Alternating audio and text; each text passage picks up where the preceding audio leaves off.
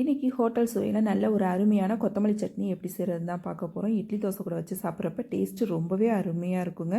எப்படி செய்கிறதுன்னு பார்ப்போம் வாங்க. இப்போ சட்னி செய்யறதுக்கு அடுப்பில் ஒரு ஃப்ரை பேன் வச்சுருக்கேன். ஒரு 2 டீஸ்பூன் அளவுக்கு எண்ணெய் சேர்த்துக்கிறேன். எண்ணெய் நல்லா காஞ்சதுக்கப்புறம் ஒரு 2 டீஸ்பூன் அளவுக்கு வெள்ளை உளுந்து சேர்த்துருக்கேன்.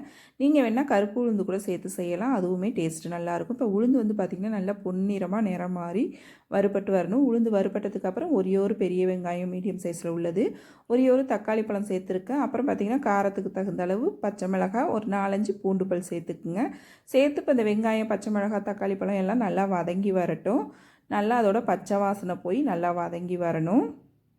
இப்போ வெங்காயம் தக்காளி எல்லாம் நல்லா வதங்கினதுக்கப்புறம் பார்த்திங்கன்னா நல்லா ஒரு பெரிய கைப்பிடி அளவு கொத்தமல்லி தலையை நல்லா அலசிட்டு சேர்த்துருக்கேன். இது கூடவே ஒரு 15-20 புதினா இலையும் சேர்த்துருக்கேன். இப்போ இதை சேர்த்து நல்லா வதக்கி விட்டுக்குவோம்.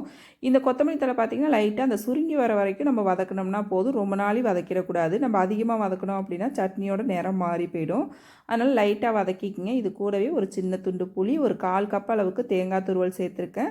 சட்னிக்கு தேவையான அளவு உப்பு சேர்த்து நல்லா அந்த சூட்லேயே கலந்து விடுங்க. இது வதக்கணுன்ற அவசியம் இல்லை.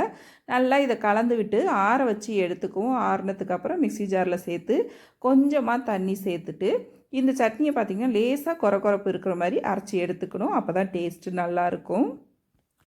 இப்போ சட்னி அரைச்சதுக்கப்புறம் ஒரு பாத்திரத்துக்கு மாற்றி நல்லா கலந்து விட்டுக்குங்க. இதுக்கு தாளிப்பு பார்த்திங்கன்னா கடுகு, உளுந்து, கருவேப்பிலை, கொஞ்சம் பெருங்காயத்தூள் சேர்த்து தாளிப்பு ரெடி பண்ணியிருக்கேன். அதை சேர்த்து நல்லா கலந்து விட்டுக்கிறேன். அவ்வளோதான், நம்மளோட கொத்தமல்லி சட்னி ரொம்ப சூப்பராக அருமையாக ரெடி ஆகிடுச்சு. நல்லா சூடான இட்லி தோசை கூட வச்சு சாப்பிட்டு பாருங்கள். டேஸ்ட்டு ரொம்பவே அருமையாக இருக்கும். கண்டிப்பாக ட்ரை பண்ணி பாருங்கள்.